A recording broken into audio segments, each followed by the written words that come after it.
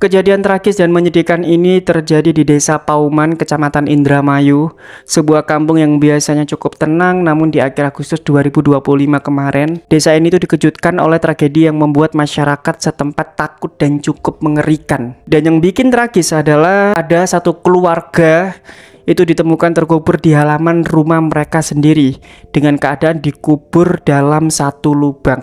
Wah, ini sih bener-bener gila banget sih yang melakukan ya. Dan hari ini El Kasus juga akan membahasnya dengan merangkum dari beberapa artikel berita. Jadi agar kalian bisa memahami kronologi awal hingga akhir dengan mudah. Jadi bagaimana semua ini bisa terjadi? Jadi siapkan diri kalian dan mari kita bahas.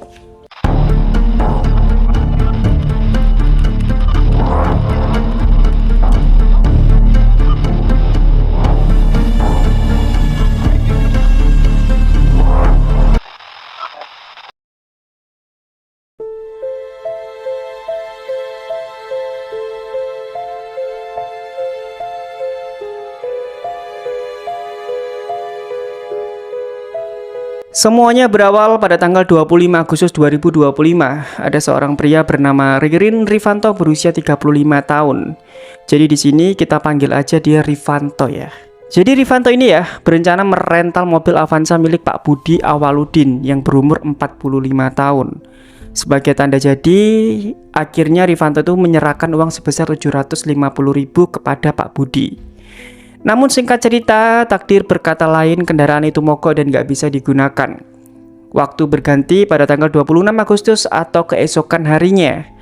Uang yang diberikan oleh Pak Rifanto tadi itu habis dipakai Pak Budi untuk membeli sembako. Terus hari berganti pada tanggal 27 Agustus malam, Rifanto datang menagih. Dia itu marah karena uang belum juga dikembalikan. Dan Pak Budi memohon meminta waktu untuk mengembalikan uangnya. Tapi kemarahan itu membara dan menjadi dendam yang kelak memicu tindakan keji tersebut. Di hari yang sama ya, Rifanto menyuruh temannya bernama Prio Bagus Setiawan atau kita panggil aja Prio yang masih berumur 29 tahun. Dia itu membeli pacul dan menyimpannya sebagai persiapan. Dan malamnya sekitar pukul 9 malam, Rifanto membujuk Prio untuk melakukan sesuatu yang sangat mengerikan, yaitu mengeksekusi Budi dengan janji imbalan uang senilai 100 juta rupiah. Singkatnya, keesokan harinya, tepatnya tanggal 28 Agustus sekitar pukul 18.00 waktu Indonesia Barat atau habis maghriban ya, Rifanto itu menghubungi Budi dan hal itu menimbulkan harapan palsu bahwa mereka akan masuk bisnis jual beli minyak atau BBM.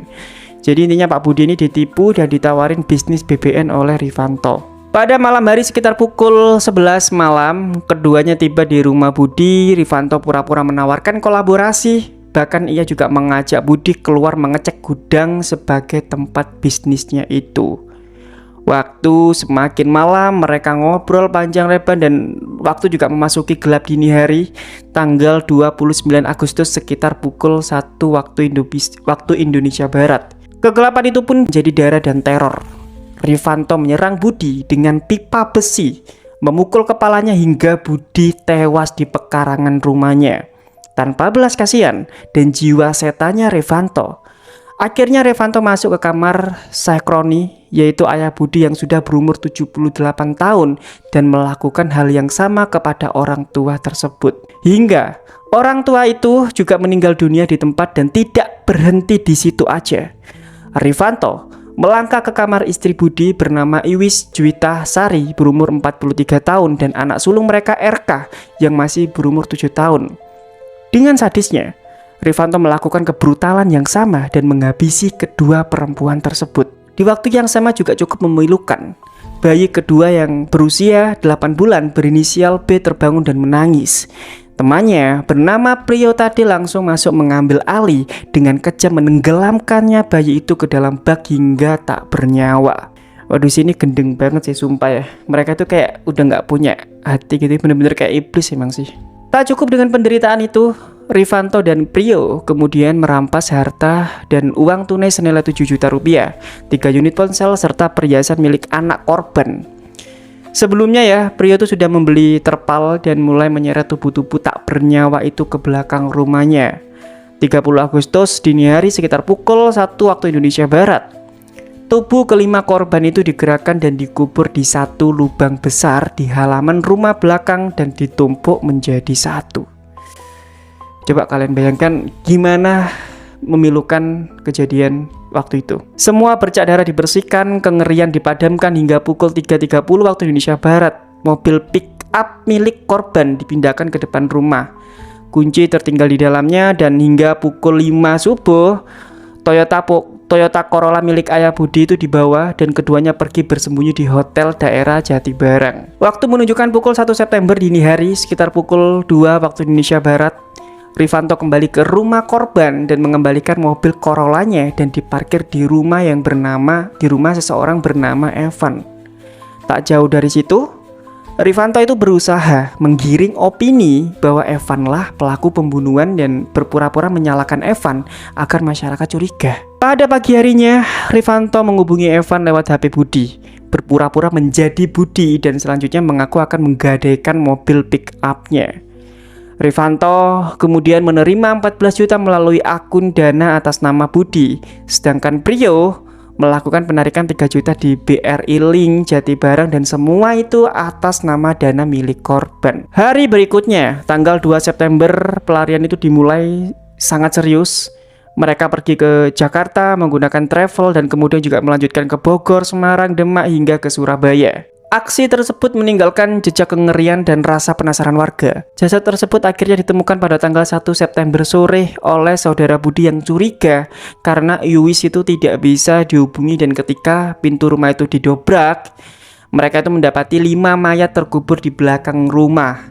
Dan saat itu, gundukan tanah itu membuka tabir kejahatan mereka semua. Berikutnya, para pelaku kepergok berpindah kota, Jakarta, Bogor, Semarang, Demak, Surabaya hingga mereka itu sempat kembali ke Indramayu, bersembunyi di kedokan bunder dan ingin menjadi ABK. Hingga pada akhirnya mereka ditangkap pada 8 September 2025 sekitar pukul 3 dini hari di Kedokan Bunder Indramayu. Dan keduanya ditembak di kaki saat melakukan perlawanan. Lalu mereka digiring dengan wajah lesu ke konferensi pers di Mapolda Jabar pada 9 September 2025. Di sini sebelumnya aku ingin memberikan apresiasi yang setinggi-tingginya kepada Pak polisinya ya, karena bisa secepat itu menangkap dan mengungkap pelaku-pelaku sampah itu kan ya. Dan kini Ririn Rifanto 35 tahun dan Prio Bagus Setiawan 29 tahun menghadapi jeratan pasal 340 KUHP tentang pembunuhan berencana dengan ancaman hukuman mati atau penjara seumur hidup atau 20 tahun penjara serta pasal perlindungan anak pasal 76C Junto 80 ayat 3 Undang-Undang Nomor 35 2014 dengan ancaman hingga 15 tahun penjara. Koreksi aja jika aku salah ya. Tragedi ini adalah goresan gelap dalam sejarah sebuah keluarga, kisah dendam dan keserakan yang menghancurkan mereka berdua, dan itulah kisah tragedi dari Indramayu. 5 nyawa tak bersalah, Sakroni, Budi, Iwis, RK, dan bayi B meninggalkan luka dalam dengan hati yang tak terhapus. Semoga keadilan ditegakkan dan tragedi semacam ini tidak terulang kembali. Dan itulah cerita dari Indramayu ya, dimana ada 5 korban yang dibunuh habis-habisan dikubur dalam satu lubang yang sama gitu, dan itu sangat menyedihkan banget ya. Kasihan menurutku ya bayinya lah yang masih kecil, yang masih 8 bulan atau 7 bulan tuh kasihan banget. Kok punya hati gitu kan untuk mereka ngomong kayak membunuh itu, kok ada perasaan seperti itu gitu kan. Aku aja kalau misalkan ngelihat anak kecil lagi sakit atau apa itu kayak ngerasa kasihan gitu. Ini dibunuh. Emang tolol emang orang-orang kedua orang ini gitu kan ya. Kalian bisa ngelihat sendiri lah wajahnya seperti apa. Pasti habis digebukin sama polisinya itu. Ya guys, biarin lah, biar dihukum juga di dalam penjara sama orang-orang penjara gitu kan ya. Ya mungkin itu aja ya. Jujur aku dari tadi kok keringetan ya Rek. Gak tahu kenapa ini. Sumuk Rek nih. Jadi ya udahlah, mungkin terima kasih buat kalian sudah nonton kasus, dan maaf kalau misalkan ada salah-salah kata atau ngomong gitu, silakan kalian kritik atau mungkin kalian koreksi aja ya, karena aku sendiri kadang-kadang juga salah ngomong gitu. Kalau misalnya kalian pengen membaca beritanya, aku taruh di deskripsi video, karena di sini aku juga menghargai orang-orang yang memberikan berita ini ya. Jadi kalau misalkan kalian ingin membacanya, silakan kalian baca di deskripsi video. Sekali lagi terima kasih. Kalau misalnya kalian belum subscribe atau tekan tombol loncengnya, Silakan kalian subscribe dulu dan tekan tombol loncengnya, dan semoga kita semua juga dijaga ya kan. Dan semoga orang-orang sudah meninggal dunia itu diterima di sisinya, dan amal ibadahnya juga diterima. Kita doakan yang terbaik buat mereka semua gitu ya. Ya mungkin itu aja ya. Terima kasih sudah nonton El Kasus sampai habis. Aku Bielsa dan sampai jumpa lagi di El Kasus selanjutnya. Bye bye.